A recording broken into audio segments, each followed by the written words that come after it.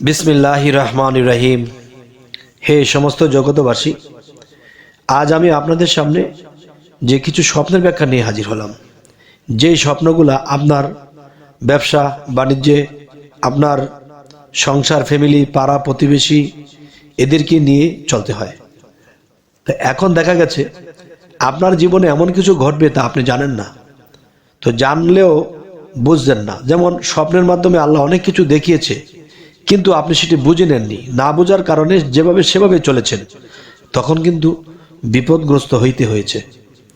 তাই আমি বলবো, আজকের এই স্বপ্নের ব্যাখ্যাগুলো শুনে রাখুন, পরবর্তীতে আরও ভালো ভালো স্বপ্ন এনে দেব। তো আজকের স্বপ্নের ব্যাখ্যা কেমন হলো অবশ্যই জানাবেন। সেটি হলো, দেখুন, আপনি যদি কখনো একজন ওলামাকে আনন্দিত দেখেন, যে সে খুব আনন্দিত, তাহলে আপনি কি বুঝবেন? এতে আপনি বুঝবেন যে কার্যসিদ্ধি হবে। আপনি যে কাজটি ধরবেন সেই কাজটি আপনার সফল হবে ইনশাআল্লাহ। এবার আসি, ওয়াজকারীকে দেখলে আপনি কি বুঝবেন? যারা ওয়াজ করে তাদেরকে দেখলে আপনি কি বুঝবেন? এদেরকে দেখলে আপনি বুঝবেন সুনাম লাভ হবে এবং আপনার খ্যাতি লাভ হবে। তাহলে এটার সাথে সেটার কি সামঞ্জস্য? যেমন দেখবেন যে একজন ওয়াজকারী যখন ভালো ওয়াজ করে, তখন কিন্তু দেশে বিদেশে তার খ্যাতি লাভ হয়, সুনাম হয়। তাহলে যিনি সুনাম করবে তাকে আপনি দেখেছেন, কিন্তু আপনি দেখলেন কেন? আপনি এজন্যই দেখেছেন যে আপনার সামনে সুনাম হবে, আপনার লাভবান হবেন যে কোনো বিষয়ে। এবার আসি, ওলামাকে নাখোশ দেখলে, যেমন আপনি দেখছেন একজন ওলামা, সে বেজার হয়ে বসে আছে, মুখ চোখ কালো করে বসে আছে, তাহলে সে খুশি না। তাহলে এরকম একটা অবস্থান যদি আপনি স্বপ্ন দেখেন, তাহলে তার ব্যাখ্যা কি হবে? তার ব্যাখ্যা হবে বিঘ্ন আসবে এবং আপনার কোনো মালের ক্ষতি হতে পারে। সেটা ব্যবসা প্রতিষ্ঠানে, সেটা বাড়িতে, বা আত্মীয় স্বজনের মাধ্যমে, যে কোনো একটা বিষয় যে আপনার মালের ক্ষতি হতে পারে, তাই সাবধান হতে হবে। এবার আসি, ওস্তাদকে দেখলে আপনি কি বুঝবেন স্বপ্নে? এই স্বপ্নের ব্যাখ্যাটি হবে যে আপনি যে কোনো বিদ্যায়, যে বিদ্যাতে আপনি আছেন বর্তমানে, কেউ পড়ালেখা, কেউ কোনো কিছু শিখতেছে, কেউ একটা টেকনিশিয়ান শিখতেছে, তাহলে সেই ওস্তাদকে স্বপ্নে দেখলে আপনার বিদ্যার উন্নতি হবে, আপনার ব্রেন শক্তি বাড়বে। এবার আসি, ওস্তাদকে অত্র ভোজনে দেখলে আপনি কি বুঝবেন? যে এর ব্যাখ্যা হবে পরীক্ষা উত্তীর্ণ হওয়ার লক্ষণ। এবং আপনি পরীক্ষা লক্ষণ তো নয় শুধু, যে আপনি যদি এই স্বপ্ন দেখেন, তাহলে আপনি উৎসাহের সাথে আরো বেশি করে চেষ্টা করবেন পড়ালেখা কিংবা শিক্ষণীয় বিষয়টা, তাহলে আপনার জয়লাভ করবেন ইনশাআল্লাহ। এবার আসি, ওস্তাদের সাথে একত্রে খেতে দেখলে আপনি কি বুঝবেন? আপনি স্বপ্ন দেখছেন আপনার ওস্তাদের সাথে বসে বসে আপনি এবং উভয় খাওয়া দাওয়া করছেন। এতে আপনি স্বপ্নের ব্যাখ্যাটি কি করবেন? এটি ব্যাখ্যা হলো সমাজে আদরণীয় হবেন এবং মানুষ আপনাকে সম্মান দেবে এবং আদর করবে। এবার আসি, ওয়ারিসের মাল হস্তগত করা দেখলে আপনি কি বুঝবেন?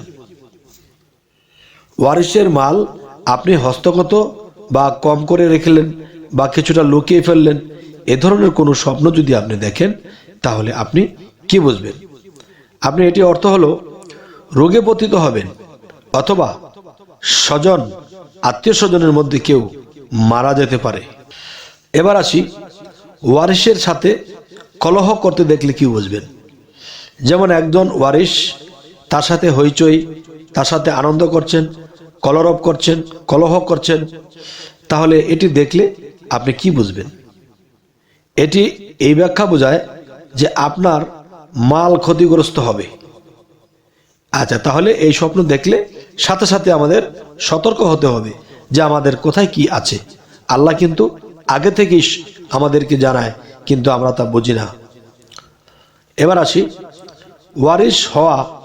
ওয়ারিস হওয়া অপরের দেখলে, যে কেউ অপরের সাথে আরেকজন অপরের ওয়ারিস হয়েছে, তাহলে এটা কি বুঝবো?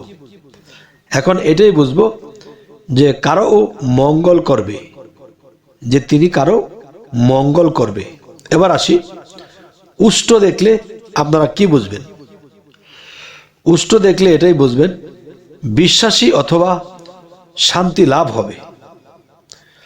আচ্ছা, এবার আসি, উল দেখলে কি বুঝবো? স্বপ্নে এটা বোঝায় বালা মুসিবতের লক্ষণ, মালের ক্ষতি হতে পারে, তাই সাবধান হয়ে আমাদের চলতে হবে। এবার আমরা যে নিজের মৃত্যুর খবরটা জেনে নেই, বোঝার চেষ্টা করি, যাতে করে আমরা মৃত্যুকালেও এরকম কিছু দৃশ্য দেখলে আমরা বুঝতে পারবো যে আমার মৃত্যু আর বেশি দিন নেই। সেটি হলো, দেখুন, আপনি যদি কখনো দেখেন যে আপনাকে একটা বিরাট বড় এক দেও দানব আপনাকে দৌড়াচ্ছে, দৌড়াতে দৌড়াতে দৌড়াতে দৌড়াতে শেষে আপনি তাকে আর দেখছেন না। এরপরে আরেকদিন স্বপ্ন দেখলেন এই গাছে এক পা, সেই গাছে এক পা, মাথাটা তার আসমানের দিকে। এমন কোনো বিকট আকারের যদি কাউকে দেখেন যে আপনার দিকে সে হাত নাড়াচ্ছে বা আপনার দিকে সে কোপ দেবে, এরকম কিছু যদি দেখেন, তাহলে কি বুঝবেন? তাহলে এটাই বুঝবেন যে আপনার হায়াত একেবারে নাগালে এসে গেছে, আপনার হায়াত কমে গেছে। তো এখন কি করতে পারবেন? এখন যদি আপনি চেষ্টা করেন যে এখন আপনি মৃত্যুর খবর আপনি জানেন না, বাড়ি করতেছেন, গাড়ি করতেছেন, কত কিছু করতেছেন, যখন জানতে পারবেন যে আপনি আর 11 দিন বাঁচবেন, কি রে আমি 11 দিন বাঁচবো, তাহলে কাজ করে কাকে খাওয়াবো আর নিজেই বা কি খাবো? তাহলে আপনি নিজে সংযত হবেন, আল্লাহর ইবাদতে পড়ে থাকবেন, পাগল হাল এসে যাবে আপনার মধ্যে। তাহলে কি বোঝা গেল? তখনই আপনাকে বুঝতে হবে যে আমার মৃত্যুকাল ঘনিয়ে এসেছে। তখন আল্লাহর কাছে মোনাজাত করে সেজদা দিয়ে কাঁদিয়ে বলতে হবে যে হে আল্লাহ, যদি আপনি দয়া করেন আমার হায়াত দীর্ঘ করে দিন, আমি যেন এই পৃথিবী থেকে আপনার ইবাদত করে আমি যাইতে পারি। তো আল্লাহ যদি দয়া করে হায়াত বাড়ানোর মালিক তিনি বাড়িয়েও দিতে পারে। আচ্ছা, এটা বলার উদ্দেশ্য হলো যে নিজের মৃত্যুর খবরটাও আল্লাহ স্পষ্ট দেবে না, অস্পষ্ট দেবে।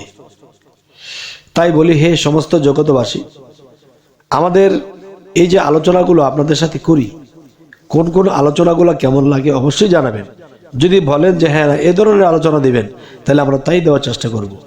তবু সকলে যেন আমাদের আলোচনা শুনে তারা কিছু বোঝে, কিছু পায় এবং ইহকাল পরকালে তারা অগ্রসর হতে পারে।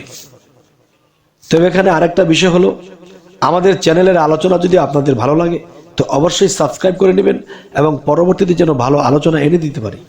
তো সকলেই ভালো থাকবেন। আল্লাহ হাফেজ।